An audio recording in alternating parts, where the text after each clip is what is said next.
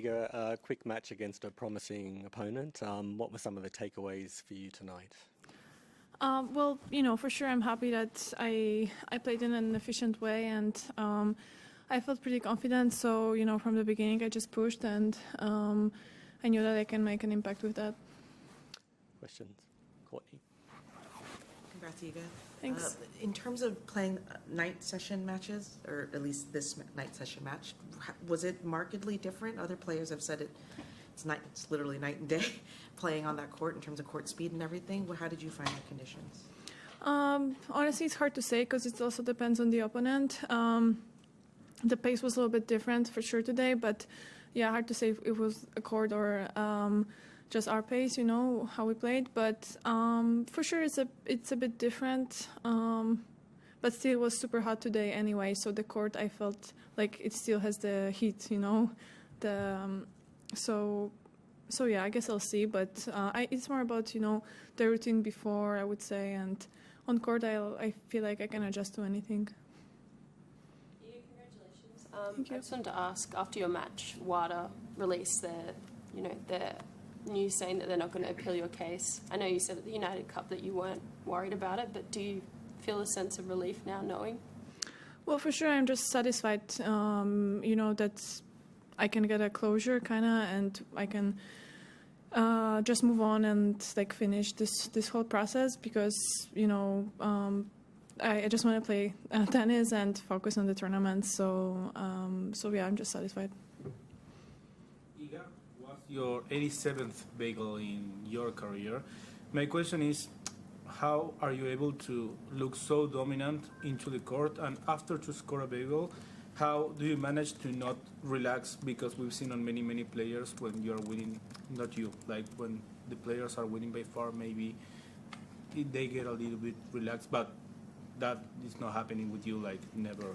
Well, I'm aware that this can happen, so I'm just trying to react before and not wait for my mind to go to some different places because I'm winning too easily, I don't know, and also I kind of always respect the opponent and just want to win more and more, and trying not to change my intensity and the way I play because of the score, I try to do the same even when I'm losing, so I'm just trying to be consistent with this and always have the same mindset. Obviously it's not easy to do that, but managing this mentality and overall what I think on court is a key for me, so I always did that and I'll do that in the future. Charlie? Thank you. I just wanted to ask you, your rivalry with Sabalenka has been the defining rivalry the WTA Tour the last few years. I just wondered, if you could talk about the experience of playing her, how different her ball feels to other players, what kind of makes her such a difficult opponent? Well, honestly, I think we're the most consistent players on tour, and this is also what the rivalry is about. But when we face each other, sometimes, as it was in Cincinnati, it goes to Aryna. Sometimes, in Rome, it goes to me. It's not always we have tight matches, but we do, Madrid final, US Open semis, So I guess, we're just both good, and I feel like we are covering every aspect of the game in terms of the preparation, and really we're really professional, and also pushing each other to work harder. So yeah, how does it feel? You have to just be there on point and 100% ready, because playing top player is always hard. So yeah. Sorry? What do you think is her best attribute?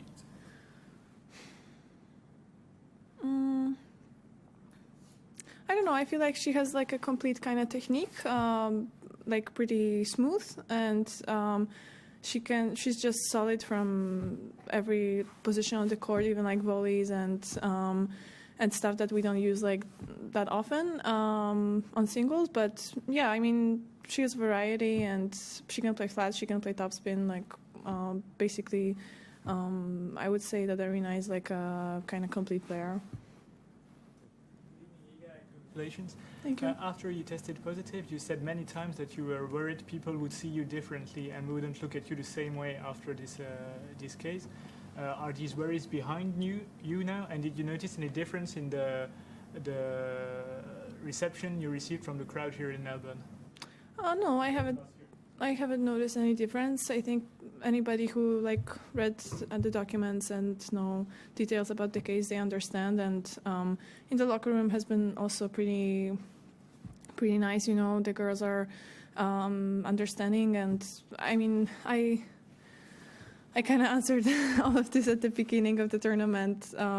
So yeah, now for sure I just want to put this behind me because I've already been on tour for quite a few weeks and it's all been good. So I don't expect any changes, and for sure I'm happy that people understand. Okay, Haki?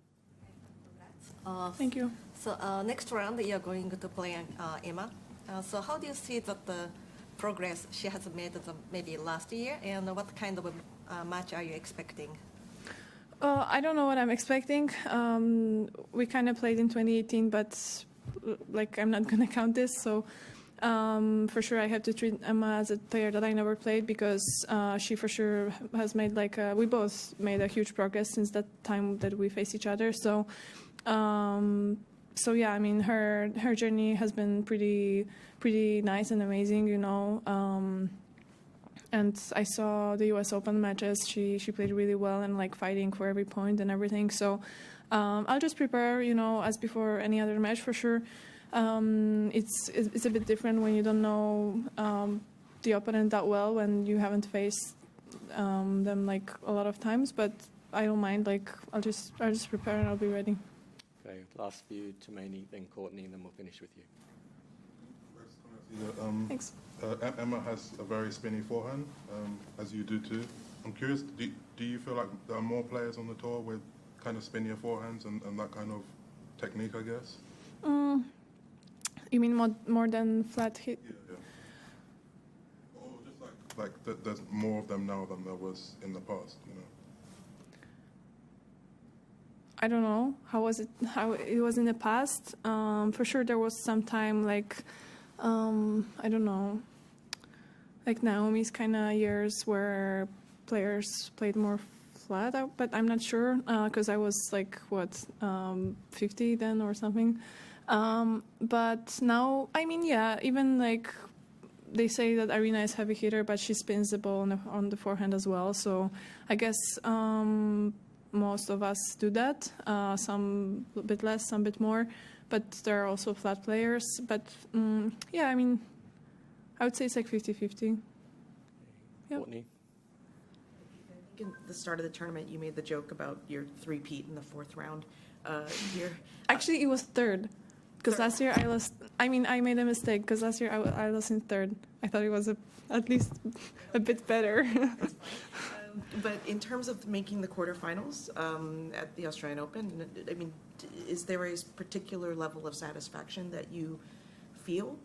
Yeah, there is for sure, and and also about not only about the result itself, also how I feel, because.